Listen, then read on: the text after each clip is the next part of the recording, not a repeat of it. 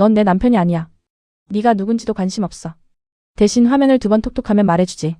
그녀는 마치 더러운 것을 본 듯 미간을 찌푸리며 한 걸음 뒤로 물러났습니다. 연못 속으로 던져진 폭발물이 터지며 솟구친 거대한 물기둥이 하늘을 덮었습니다. 연회장은 순식간에 아수라장으로 변했고 화려한 비단 옷을 입은 관리들은 비명을 지르며 사방으로 흩어졌죠. 자욱한 연기와 물안개가 채 가시기도 전 차가운 연못물을 헤치고 한 사내가 천천히 걸어 나왔습니다. 온몸이 물에 젖어 옷자락에 무겁게 늘어졌으나 그의 눈빛만큼은 연못바닥의 얼음처럼 차갑고 예리하게 빛나고 있었습니다. 그는 바로 죽음의 문턱에서 다시 돌아온 사내 이겸이었습니다. 나으리, 무사하셨군요. 연회장 구석에서 상황을 지켜보던 서리가 달려와 이겸의 팔을 붙잡았습니다. 아직 끝난 것이 아니네, 서리야. 이 비극을 시작한 자들이 아직 이곳에 남아있어? 이겸은 거친 숨을 몰아쉬며 연회장 단상 위를 응시했습니다. 그곳에는 당황한 기색의 역력한 부인 정씨가 자객들에게 둘러싸인 채 도주할 기회를 엿보고 있었습니다. 그녀의 곁에서 칼을 빼들고 있던 가짜 이겸은 폭발이 실패했음을 깨닫고 이를 갈며 이겸을 향해 달려들었죠. 가짜 이겸의 검은 분노에 가득 차 휘둘러졌으나 이미 자신의 모든 것을 되찾은 이겸의 눈에는 그 움직임이 느릿한 뱀의 꿈틀거림처럼 보였습니다. 이겸은 단 한 번의 몸짓으로 적의 칼날을 흘려보낸 뒤 단검의 손잡이로 가짜 이겸의 명치를 강력하게 가격했습니다. 너의 연극은 여기까지다. 더 이상 나의 이름을 더럽히게 두지 않겠다.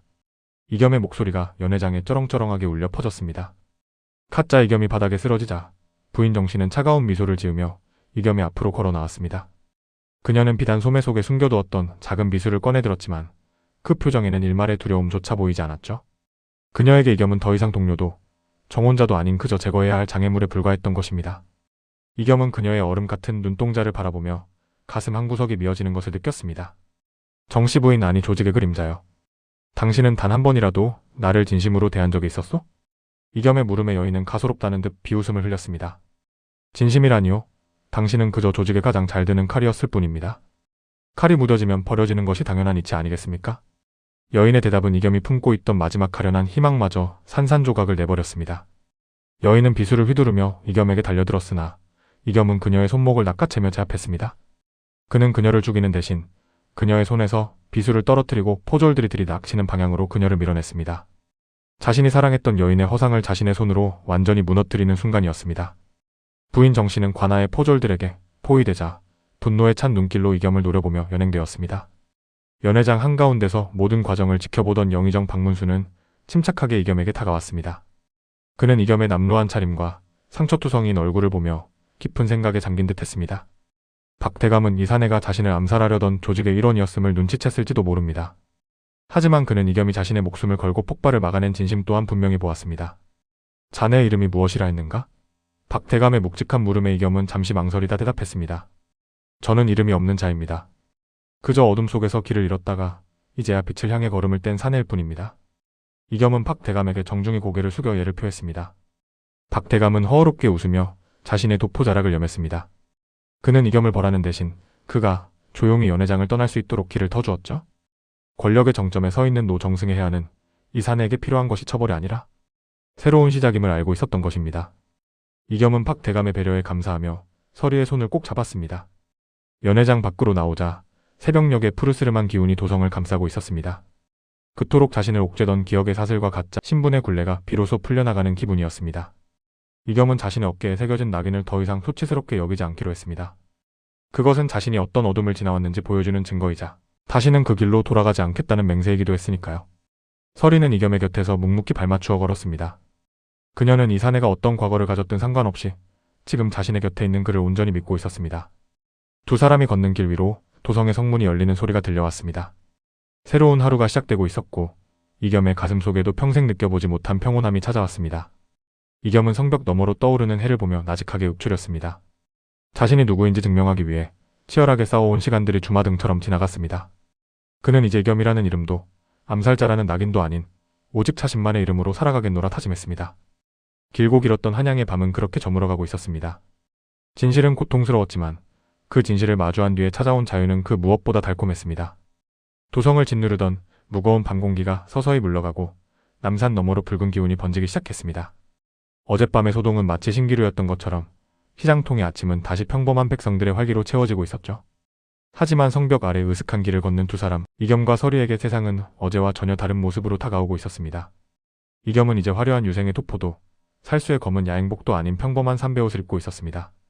그의 어깨에는 작은 보찜 하나만이 지워져 있었고 그 안에는 과거의 증거 대신 앞으로 살아갈 날들을 위한 최소한의 물건들만이 들어 있었어요. 그는 성문을 나서기 전 잠시 멈춰서서 자신이 그토록 집착했던 한양의 기와지붕들을 돌아보았습니다. 나으리 이제 정말 떠나시는 건가요? 이곳에 남으시면 박 대감님께서 좋은 자리를 마련해 주실지도 모르는데 말이에요. 서리가 걱정스러운 듯 그러나 내심 기대가 섞인 목소리로 물었습니다. 서리야, 이겸이라는 이름은 어제 그 연못 속에서 이미 죽었단다. 권력의 곁에 머무는 것은 또 다른 가면을 쓰는 일일 뿐이지. 이겸은 희미하게 미소를 지으며 그녀의 머리를 가볍게 쓰다듬었습니다. 나는 이제 누군가의 명령을 받는 칼이 아니라 제 발로 땅을 딛고 서는 농부가 되거나 아니면 너처럼 물길을 읽는 사공이 되고 싶구나. 그의 목소리에는 그 어느 때보다 깊은 평온함과 자유가 깃들어 있었습니다. 두 사람은 나루터를 향해 천천히 걸음을 옮겼습니다. 강가에는 이른 아침부터 고기를 잡으러 나가는 배들이 분주하게 움직이고 있었죠. 이겸은 강물에 비친 자신의 얼굴을 다시 한번 보았습니다. 사흘 전 의원에서 보았던 그 낯설고 날카로운 괴물은 더 이상 그곳에 없었습니다. 비록 얼굴에는 지울 수 없는 흉터가 남았고 손마디는 거칠어졌지만 그의 눈동자에는 생명에 대한 경외심과 삶에 대한 의지가 반짝이고 있었거든요. 그는 품 안에서 흑영조의 마지막 흔적인 작은 금속패를 꺼내들었습니다. 한때는 신분보다 소중히 여겼을 그 물건을 그는 주저없이 흐르는 강물 속으로 던져버렸습니다. 잘 가거라 나의 어둠아. 다시는 너를 찾는 일이 없을 것이다. 이겸의 나직한 혼잣말은 강바람에 섞여 멀리 사라졌습니다. 서리는 그 모습을 지켜보며 비로소 마음을 놓은 듯 활짝 웃어 보였습니다. 그녀는 자신이 몰던 작은 나룻배에 노를 잡고 이겸을 향해 손짓했습니다. 어서 타셔요. 물길이 좋을 때 떠나야 멀리 갈 수 있습니다. 이겸은 그녀의 배에 올라타며 차가운 강물의 촉감을 느꼈습니다. 이 강물은 한때 그를 죽이려 했으나 이제는 그를 새로운 삶으로 인도하는 통로가 되어주고 있었죠.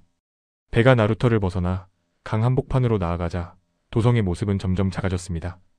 이겸은 자신이 누구인지 증명하기 위해 싸워왔던 지난 며칠간의 여정을 되새겨보았습니다. 진실은 때로 감당하기 힘들 만큼 잔혹하고 고통스러웠습니다. 사랑이라 믿었던 인연은 거짓이었고 고귀한 신분은 살인을 위한 껍데기였을 뿐이었죠. 하지만 그 모든 거짓을 벗겨내고 남은 자신이라는 존재는 그 무엇보다 소중했습니다. 아니 조선의 암살자 이겸이 아닌 이름조차 필요 없는 자유로운 영혼으로 거듭난 것입니다. 서리야, 저 강 너머에는 무엇이 있느냐? 이겸이 수평선을 바라보며 묻자 서리는 힘차게 노를 저으며 대답했습니다. 무엇이 있긴요. 우리가 만들어갈 세상이 있겠죠. 배고프면 고기 잡고 졸리면 나무 그늘 아래서 쉬는 그런 세상 말이에요. 그녀의 천진난만한 대답에 이겸은 소리내어 웃음을 터뜨렸습니다. 그 웃음소리는 강물을 타고 멀리 퍼져나갔습니다. 지나온 삶은 피와 눈물로 얼룩졌을지 몰라도 앞으로 펼쳐질 삶은 따사로운 햇살로 가득할 것임을 그는 확신했습니다. 기억을 잃었던 사내는 이제 기억보다 더 소중한 오늘을 선물 받게 된 것이죠. 태양은 어느덧 중천에 떠올라 온 세상을 금빛으로 물들이고 있었습니다. 강물 위로 부서지는 햇살은 마치 수만 개의 보석처럼 빛나며 두 사람의 앞길을 축복하는 듯 보였습니다. 이겸은 눈을 감고 시원한 강바람을 온몸으로 맞이했습니다. 그는 이제 더 이상 뒤를 돌아보지 않기로 했습니다.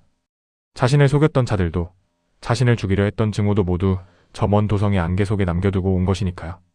오직 곁에서 노를 젓는 여인의 숨소리와 규칙적인 물결 소리만이 그가 살아있음을 증명해주고 있었습니다. 배는 점점 더 넓은 세상으로 나아가고 있었습니다.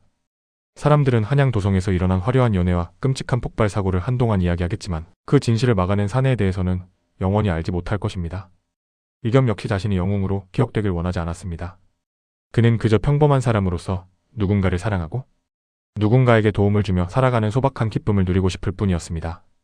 그의 손은 이제 칼자루가 아닌 흙과 나무 그리고 사랑하는 이의 손을 잡기 위해 준비되어 있었습니다. 이겸과 서리를 태운 작은 배는 안개 너머 푸른 숲이 우거진 강변을 향해 유유히 흘러갔습니다. 한 사내에 처절했던 신분 찾기 여정은 이렇게 조용한 평화 속에서 막을 내렸습니다. 하지만 그것은 끝이 아니라 진정한 자신으로 살아가는 새로운 이야기의 시작이었습니다. 도성 너머의 세상은 넓고 할 일은 많았으며 이겸의 가슴은 설렘으로 가득 차 올랐습니다. 그는 이제 거울 속의 낯선 괴물이 아닌 거울 밖의 따뜻한 인간으로서 첫 발을 내디뎠습니다. 멀리서 들려오는 산새들의 울음소리가 아침 정적을 깨우며 희망찬 노래를 건네고 있었습니다. 이겸은 서리의 손 위로 자신의 손을 겹쳐 잡으며 가만히 미소 지었습니다. 그들의 배가 안개 너머로 완전히 사라질 때까지 강물은 말없이 그들의 뒤를 따르며 진실한 삶의 궤적을 그려내고 있었습니다. 그렇게 조선의 한 귀퉁이에서 기억을 잃었던 살수는 진정한 자유를 얻은 사내가 되어 역사 속으로 조용히 걸어 들어갔습니다. 그의 뒷모습 위로 쏟아지는 아침 햇살이 유난히도 눈부시게 빛나던 아침이었습니다.